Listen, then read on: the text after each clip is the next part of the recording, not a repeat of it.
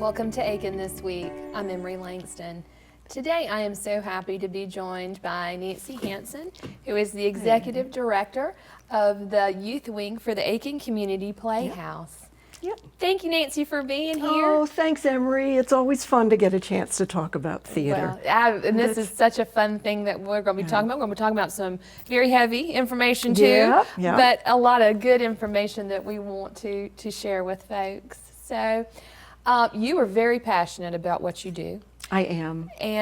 You have been involved for about 16 years now? About that, my third son, I have 4 sons, and the last 2 got very involved in the theater. Back in its really early formative days of the Youth Wing, it went through several iterations, but they became involved, and I just saw the potential for it, and I saw the excitement of kids, and I saw the bonding, and volunteers were needed, and I just stayed. And my kids grew up and left, and they've never been able to get rid of me, so I've been involved ever since.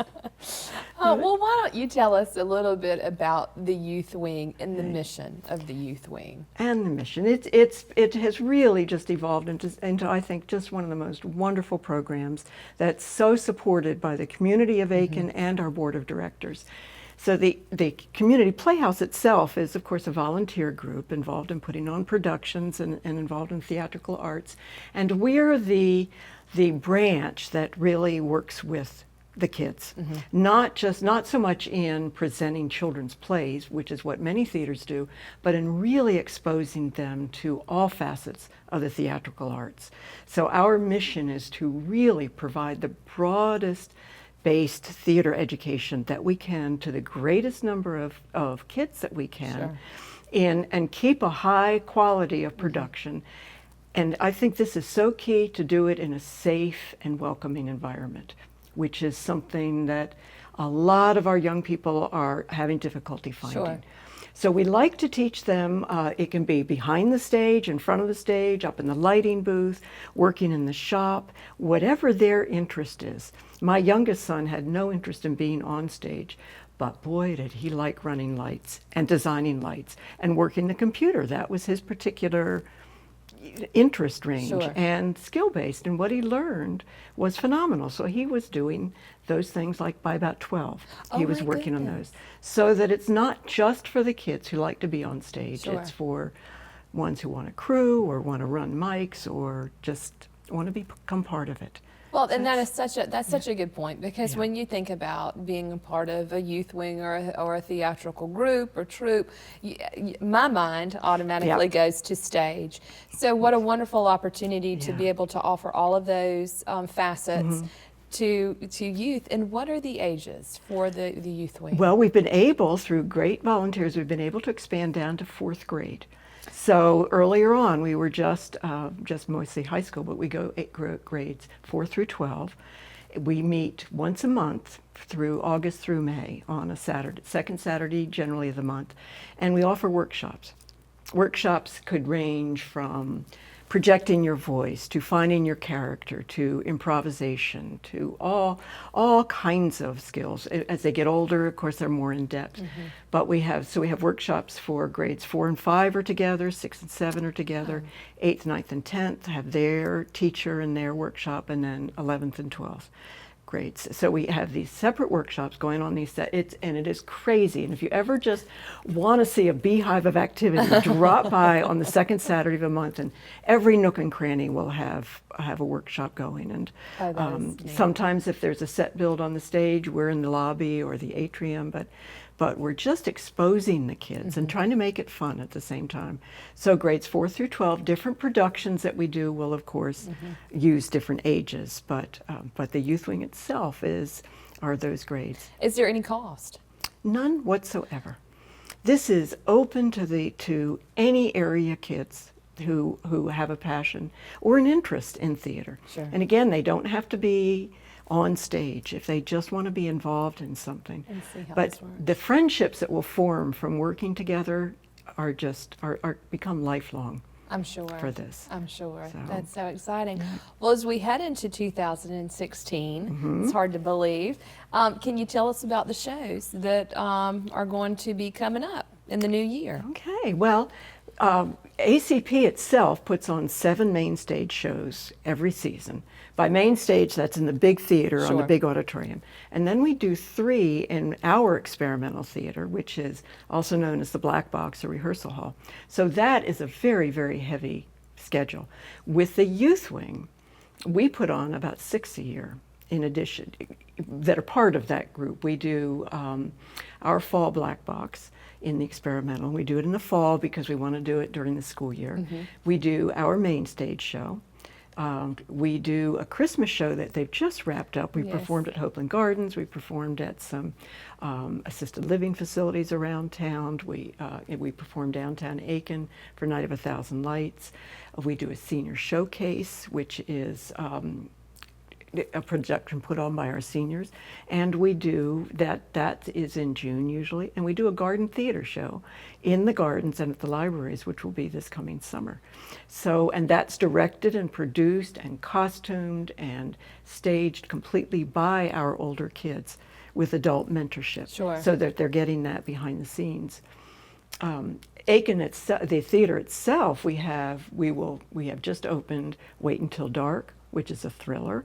So if people want a good creepy thriller show there, that is being presented. And one of our youth wing members has one of the main roles in that. Oh. So our kids are also really integrated into the theater as a whole. We'll do Godspell, which will be a youth wing show in the end of February. So that will be our youth wing main stage. So it will be all kids in the theater. ACP will then have Dearly Departed, and then How to Succeed in Business Without Really Trying, which will again, our kids, I call them just our kids, but our kids are in almost every show we do at the theater in one way or another. So it's not just youth wing. Right. They're crewing, they're running lights, and they fill a lot of parts, especially the musicals. I'd say probably 50% of ensembles in our musicals are our youth wing kids playing the adult roles. They've gotten Wow. that Oh, my that goodness. good and that competent up on stage with that level of confidence.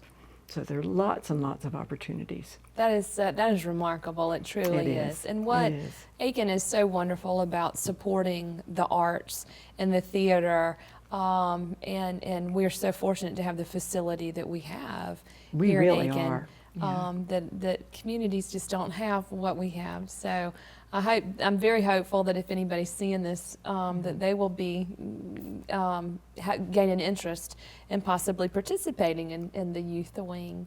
Well, I know that y'all have a production that's coming up. We do. We do. In the fall, we put on a show in the Black Box, the small theater, called Bang Bang You're Dead. And it's a play written by William Master Simone, and he wrote it actually after the shooting in Columbine in 2001, I believe that was. And we did a production of this show in 2001 and 2002. This is a rewritten, he reworked it, so it's a little bit of an updated show. And sadly, the need for a show like this is even more pressing. It deals with bullying and school violence and the isolation that can hit a young person at this time of life, and if they're feeling like an outsider in their lives or having trouble to connect. And it is actually about a school shooting. It starts with a school shooting, and it goes back to examine why, what happened, what missed opportunities did we all have to connect, and what are the repercussions of choosing violence as a solution, because it is never a solution. Right. Never, never. And if it really hits home about the ripple effect of what happens when anybody chooses to have that be the path forward. Right. And what a devastating impact it has on everyone. So it's a very, very powerful play, and we had tremendous response. We want this to be a discussion point. We want this to be something for groups, for parents and their teenagers to come to, or anyone leading youth groups or dealing with youth, to bring a group to this and talk about it. Don't just sit through the show, talk about it. What happens to people? How do we get to these places? How can we help choose different paths. So we had such a strong response to it, and ended up turning people away. We sold out all Oh, 5 my of our goodness. shows. That we went to the board of directors, our board of directors, and looked at the schedule and said, could we possibly bring this back? And talked to the kids, all of whom said, I'll do it, I'm on board. So we're going to restage it on the main stage, which is a bigger seating availability, January 27th and 28th. Just right around the corner. Right around the Right corner. around the corner. Because we truly want people, any student who wants to see it, any church group, drama group, theatrical group from elsewhere, anyone working with kids who wants to bring a group, we really want this to be accessible and affordable. Sure. So we have a lot of seating, and the tickets are only $5. Oh, wow. Yeah. Oh. $5 a person. Yeah. Just flat fee. We just want it to be absolutely accessible. Sure. Well, I know that this subject matter is very real, very heavy, and so this cast of youth. Yes. How has it affected them, and what was the approach with this subject matter dealing with these young folks? What a great question.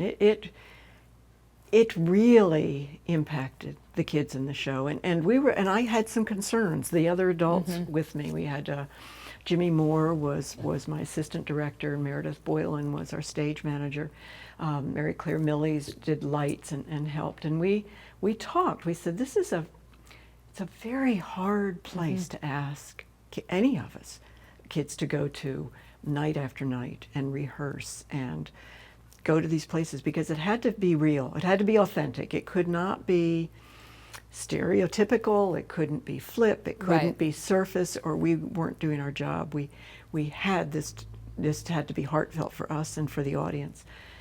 So we did a lot of talking. We did a lot of touching base and checking in, and how are you all doing? And what are you learning, and what are you feeling? So a lot of times we would just sit and talk. Yeah. And I was just astounded at their insights, at what they saw. And we talk about, because as we got deeper into the play, and as it got to be more heartfelt and more dramatic, we could see it changing the kids and changing their performances and changing what was presented.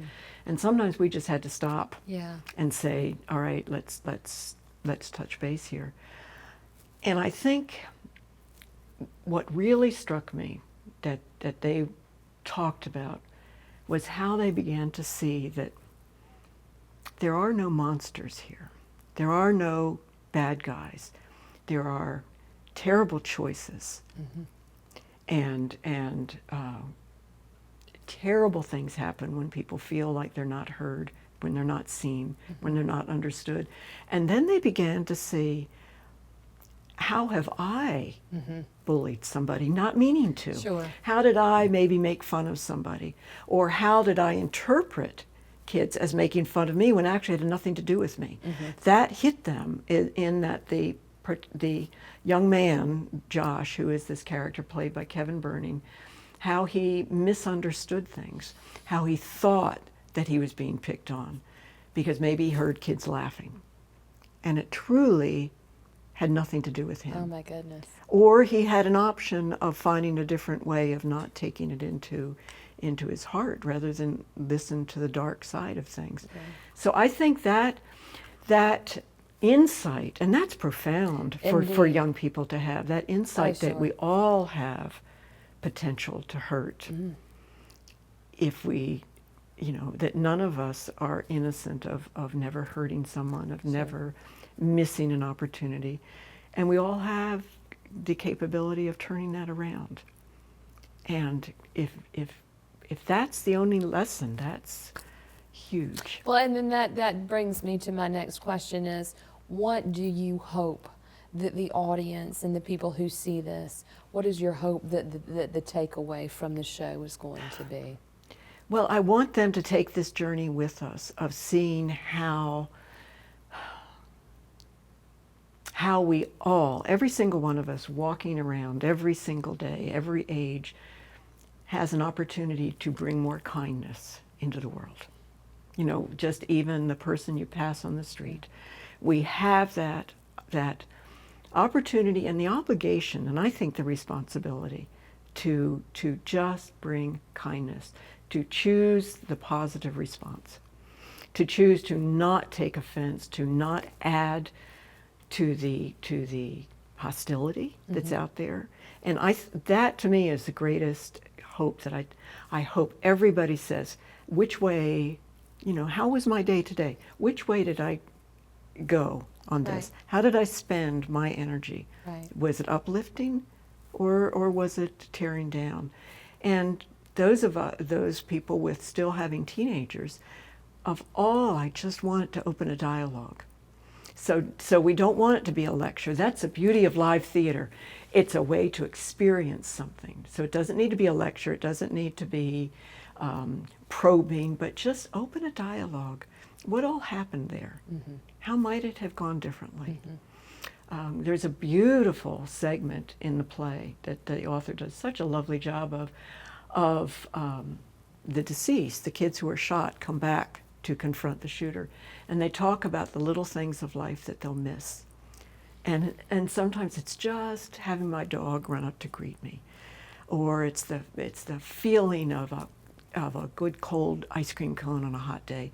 I think that's the other thing, is we need to stop more often and take measure of the great, great blessings we have. And we are so rich with opportunity. Yes. And to be able just to take a deep breath of clean air and to feel safe and alive. And I love that in the play, of really saying it's the little things. Right. It's the little things that make our lives so rich. Absolutely. So rich, and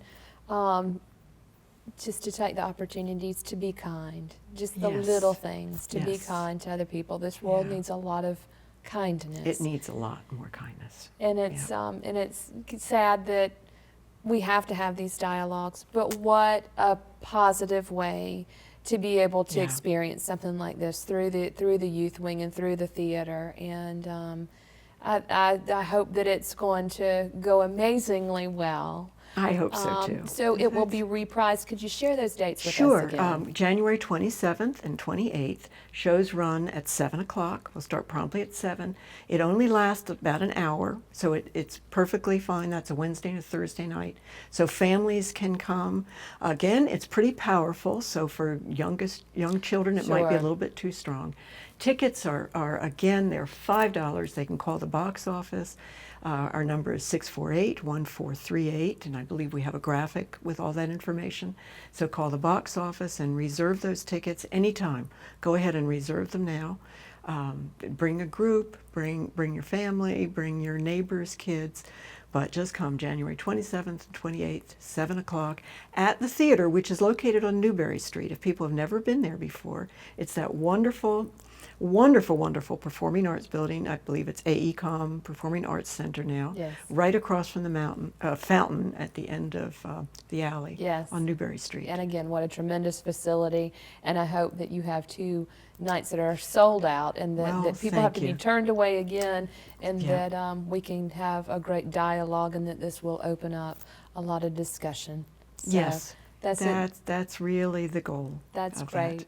That's great. you. Well, Nancy, tell me about some of the other upcoming shows that you have on your plate with the Youth Okay. Wing. Well, with that, Godspell is in rehearsal as we speak, so that will be our musical presentation. And the other thing that we're really working hard on, which I didn't mention, is we have an annual fundraiser called Broadway and Beyond, that Jim Anderson, one of our wonderful adults who worked with us, introduced. This will be our sixth year to do this. So 6 years ago, he brought this forward and put it on single-handedly. And this is a really unique kind of show. We auditioned for it in October. So we have a cast of 22 kids from my, I think, grades 5 through 12 as I cast. And we have adult performers, some of them very familiar names to people in Aiken: Brad King, Betsy Wilson Mahoney, Okay. Devin Hampton, Kelvin Jenkins. There are Lisa Tharp Bernard. We just have Jim will be there again performing. Some wonderful adults who are on stage with us and backstage. It's a little bit, I hesitate to say musical review, but we pick music from different Broadway shows, and not just Broadway. That's our Beyond part. So it's not just Broadway. There'll be surprises this year. And they're woven together in a theme, in a storyline. We do, because we are a theater, so we have dancing, singing, and scene work. So we'll have scenes from different productions and our own dialogue. So it's a really wonderful, wonderful evening it's truly a magical evening. We call it our Broadway and Beyond Gala, so that we'll have desserts and refreshment before the show. So it's very decorated. Oh It's a my really goodness, elegant yes. evening to be a little bit different from a regular performance. Then our show will run about an hour, 20 minutes, something like that, without an intermission. Wonderful show with great surprises in it. And the monies raised from that go to what we call our immersion fund. And this is a fund that we use to broaden the educational experiences of our Youth Wing members who are really interested in the theater arts and are really passionate about it. So we raise the funds to take, in the last 5 years, we've taken a group to New York City to the Broadway Student Summit each year, where they to have a 3-day workshop with kids from around the country with working Broadway professionals. That is We incredible. see people who are on Broadway right then, who come and teach the workshop, whether it's on vocals or monologues or whatever. It's an incredible opportunity. And of course, we see Broadway shows and they get that exposure. We've taken kids to Camp Broadway, which is a 1-day workshop in Atlanta that happens each year. Last year and this year we are taking kids to the Southeastern Theater Conference. This year it's in Greensboro, where they'll have 4 days of workshops, auditions for colleges and theater programs. And the workshops range from lighting design to mask making to set design, building sets, again, monologues, acting techniques. It's an incredible opportunity. So this immersion fund goes to all of that, and including helping our teachers become stronger. Because if we're going to ask our teachers to teach drama and the theater arts on a volunteer basis, we have to give them the skills to do that. Sure. And so as our teachers get stronger and we learn more, it benefits every kid in Youth Wing. Oh my goodness. It's just wonderful. We bring some people in. We have this wonderful local artist coming who's working on Broadway right now named Seth Stanek, and he's going to do a workshop and program with our kids here, open to any of the kids in Youth Wing who want to come and hear Seth sing, hear about how you audition, hear what an actual career, what are the different options in theater, wherever you are. And this immersion fund just helps expose the kids to so much that's beyond what we're doing here. Right. You know, It makes me want to be a member of the Youth Wing. I know, I keep wishing. And even my children, my son, who was so involved and was on stage in many shows, will say, "Mom, we didn't do this when I was in Youth Wing. This just isn't right. I want this opportunity now." But what a tremendous opportunity. It really is. And what a fun fundraiser. It is. And such a worthwhile fundraiser. So now, when is that going to be? That is April 1st and 2nd. Okay. The Friday and Saturday night, Very April good. 1st and 2nd. Shows run at 7:30. And again, it's really an exciting show. It's a very, very exciting, different kind of show. Sure. And to me, Emery, one of the other things is that these kids are performing side by side with adults who are giving of their time and their energy to support them in their dreams. And I'm a huge believer in young people doing important work that matters alongside adults, not always being directed by adults or being led by adults or being coached by adults, but working as peers almost. I think it gives the work meaning. They learn from these adults. Well, sure. Watching them, you know, watching these really professional adults work. And it just connects them in a way. Adolescence is a time where you can disconnect pretty easily, or feel that all anybody's doing is telling you what to do. But to have this kind of venue, to me, really feeds the good parts of that journey towards adulthood. Sure, and being in the benefits of just working alongside another adult and being able to have your voice heard or your skill being put to whatever use. I'm sure that just really does empower a young person, and it just, the whole program just leads itself to empowerment, it sounds like.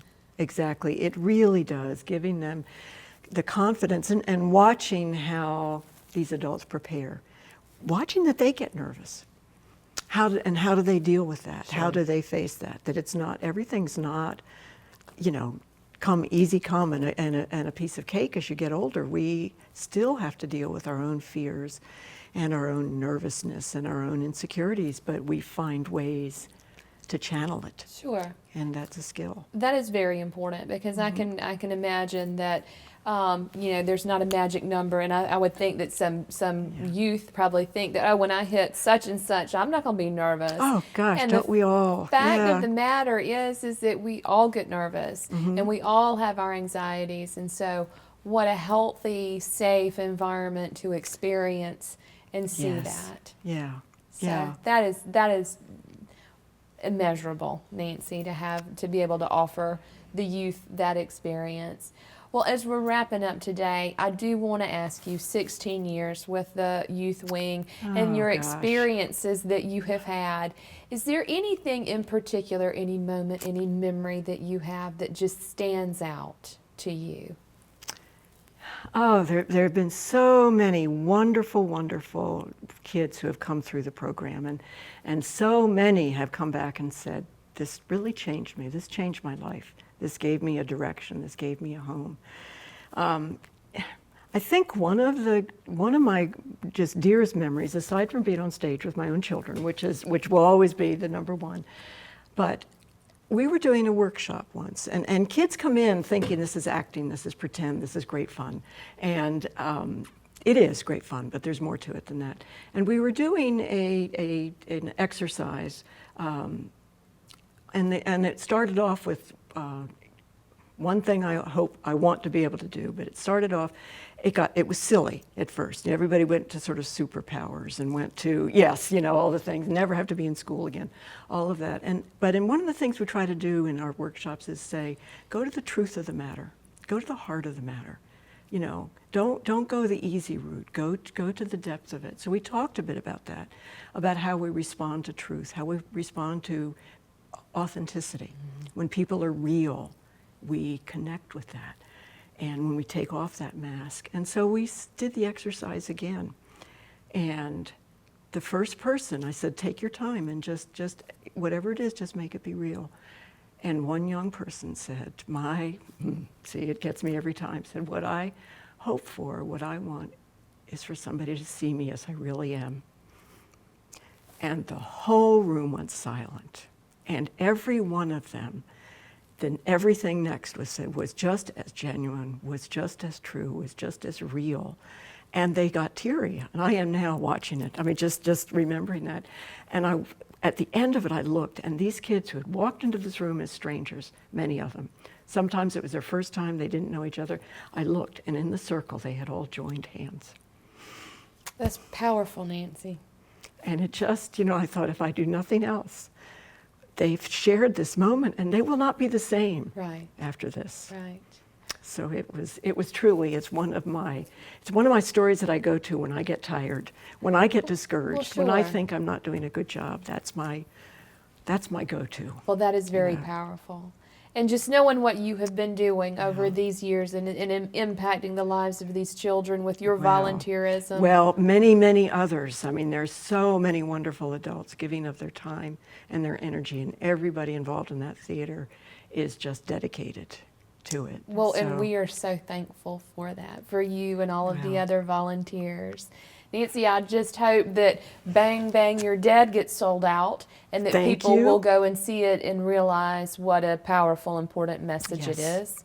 And I hope that anybody watching who is interested will contact the Aiken Community Playhouse and the Youth Wing to get involved. Just come join us. We're there, we're free, we're open. Yeah, and anytime. We're ready to have some good fun. Yes, yes. Nancy, thank you again for being here Thank today. you, Emily. Thank you so much it for having me. Very much. And thank you for joining us today on Aiken This Week, and we'll see you next time.